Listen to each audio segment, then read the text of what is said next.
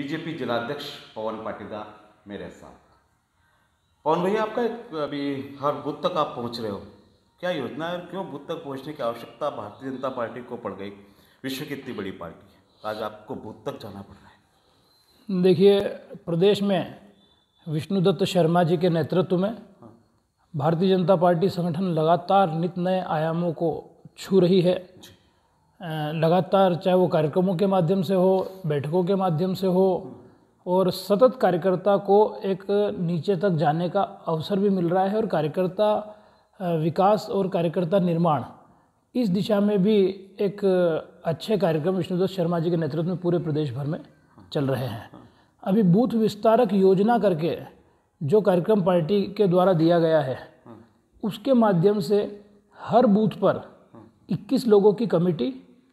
और उस बूथ के अंतर्गत आने वाले पन्ने, हर पन्ने पे लगभग 30, 35, 40 इस प्रकार से जो भी पन्नों की संख्या अलग अलग बूथ पर है, हर बूथ पर पन्ना प्रमुख और पन्ना समिति, इस प्रकार की रचना भारतीय जनता पार्टी संगठन के द्वारा की जा रही है। क्या बेनिफिट उससे मिलना आपको? देखिए, बेनिफिट तो निश्चित रूप से मिलना ही है, क्योंकि हर बूथ पर जब एक टीम तैयार होगी, हर बूथ पर टीम तैयार होगी, हर पन्ने पर एक टीम तैयार होगी, तो निश्चित रूप से जब पन्ने पे टीम तैयार होगी तो उसको उसके दायित्व का बोध रहेगा कि मुझे इस पन्ने का ध्यान देना है, मुझे जो 30 वोट हैं, इन 30 वोटों को भारतीय जनता पार्टी के पक्ष में कैसे डले उसकी चिंता करनी है। इन 30 लोगों को जो सरकार की योजनाएं आ रही है उनका लाभ मिल रहा है या नहीं मिल रहा है, मुझे उसकी चिंता करनी है, क्योंकि भारतीय जनता पार्टी निश्चित रूप से एक राजनीतिक दल है, इसलिए वोट मिले ये तो हर राजनीतिक दल का सोच होता ही है। पर भारतीय जनता पार्टी का ये सोच भी है कि मेरा कार्यकर्ता नीचे तक हर पन्ने पर उस पन्ने के लोगों को जो योजनाएं शिवराज सिंह जी के नेतृत्व में, नरेंद्र मोदी जी के नेतृत्व में लोक हित की बन रही है, उन लोक हित की योजनाओं का लाभ लोगों को मिल रहा है या नहीं मिल रहा है, उस बात की चिंता भी पन्ने पर पन्ने का प्रमुख करेगा, पन्ना समिति की वो टोली करेगी, और बूथ पर बूथ का जो अध्यक्ष है, बूथ का महामंत्री है और बूथ पर BL है, 3 दायित्व इस प्रकार से दिए जाएंगे और बाकी की समिति बनेगी। वो समिति मिलकर चिंता करेगी कि मेरे बूथ पर उन सारी योजनाओं का लाभ, जो सरकार की सोच है उस दिशा में क्या किसान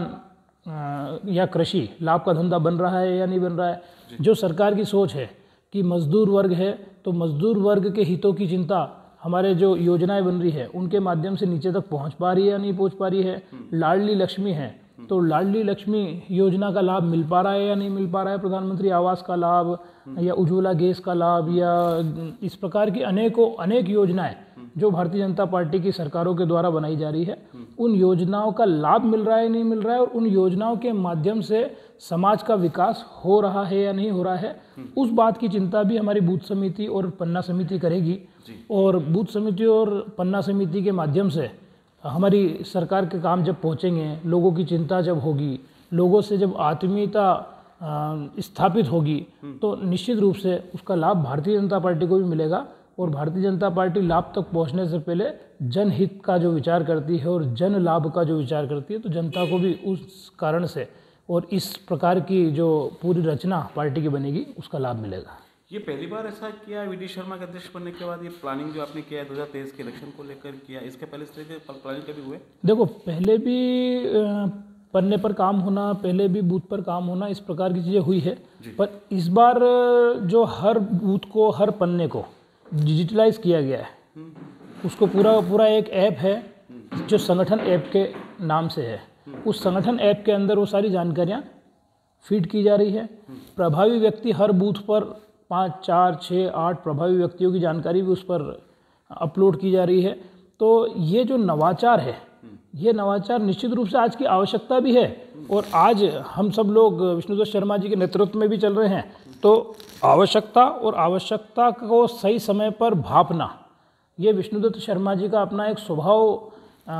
लंबे समय से रहा है अन्य संगठनों में काम करते हुए। तो आज की आवश्यकता को भांपते हुए ये जो योजना है, ये विष्णुदत्त शर्मा जी के नेतृत्व में पूरे संगठन में हम सभी जिलाध्यक्ष, मंडल अध्यक्ष और नीचे तक का कार्यकर्ता, बूथ विस्तारक बनाए गए हैं, ऐप विस्तारक बनाए गए हैं,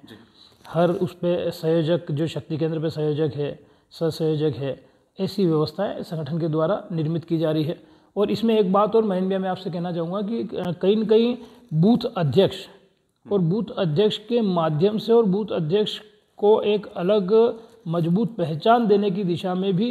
संगठन की ये रचना तैयार की जा रही है। मतलब कहीं ना कहीं पार्टी इसमें आपकी मजबूत हो रही है। पर आप जब बूथ पे जाते हैं, बहुत सारी समस्याएं ऐसी होती है सरकार की, प्रशासन की, वो भी आपको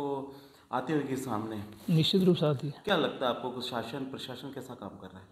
क्योंकि आप बूथ तक जा रहे हैं तो बहुत सारी बातें आपके सामने आती हैं। देखिए, परेशानी एक आती है, पर यह भी सत्य है कि तारीफ करने वाले लोग भी 10 मिलते हैं। तारीफ करने वाले लोग क्यों मिलते हैं, मैं भाजपा का जिलाध्यक्ष होने के नाते नहीं बोल रहा हूँ, पर जब हम एक बढ़िया डामर रोड से उस गांव तक पहुंचते हैं तो निश्चित रूप से जिस गांव में पहुंच रहे, जिस बूथ पे पहुंच रहे हैं, वो बूथ कहता है, वो गांव के लोग कहते हैं कि यहाँ बरसों से डामर रोड नहीं थी जो भारतीय जनता पार्टी की सरकार में बनी है। जब बिजली वहाँ चलती है और हम रात को 10 बजे, 9 बजे, 11 बजे भी हमारे कार्यकर्ता वहाँ बैठकर काम करते हैं, तो उस बिजली को देखकर लोग कहते हैं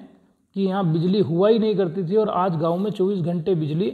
ग्रामीण कनेक्शन में, गांव के कनेक्शन में जो घरेलू कनेक्शन है उसमें 24 घंटे बिजली मिल रही है। तो लोग इस बात की निश्चित रूप से तारीफ करते हैं, पर काम कितना भी हो, काम पूर्ण नहीं होता है। इसलिए कोई जो छोटी बड़ी बातें होती है वो भी हमारे सामने आती है, उसमें जो त्वरित होने जैसे काम है वो हम वहीं करने की कोशिश करते हैं। जो ऐसे काम है हमारे जनप्रतिनिधियों के माध्यम से होने चाहिए वो हम जनप्रतिनिधियों तक पहुँचाते हैं, जनप्रतिनिधि उसकी चिंता करते हैं। तो मैंने जो आपको कहा कि सारी बातों की चिंता करते हुए कार्यकर्ता नीचे तक जा रहा है कि कोई बात नई है तो भी सामने आएगी, और जो पिछली बातें हैं उनकी योजनाओं का लाभ भी नीचे तक लोगों को मिले। पवन जी, आज आपके साथ मेरा इंटरव्यू हो रहा है और लगातार आपके मेरे इंटरव्यू होते हैं, अक्सर लोग देखते भी और भाजपा के बहुत सारे लोग कई बात भी करते हैं और कुछ ऐसी बात भी सामने आती है कि उनकी बात मेरे माध्यम से आप तक पहुंच जाए, ये बातें भी हमारे सामने आती है। अभी अभी आप जो बूथ की बात कर रहे हैं, बहुत सारे आपके पार्टी के कार्यकर्ता बूथ पर जा रहे हैं, फोटो खिंचवा रहे हैं, सोशल मीडिया पर डाल रहे हैं, काम नहीं कर रहे हैं। ये दर्द उन कार्यकर्ताओं का भी सामने आया जिन्होंने मुझसे बात करी कि ये बात पवन जी तक आप पहुँचाए इस चैनल के माध्यम से। देखिए, क्या है कि जब हम 741 बूथों पर काम करते हैं, 741 बूथों पर जब हम काम कर रहे हैं, तो निश्चित रूप से हम भी इस बात को समझते हैं, प्रदेश संगठन भी इस बात को समझता है कि 10, 20, 21, 25 बूथों पर काम थोड़ा स्लो भी होगा, क्योंकि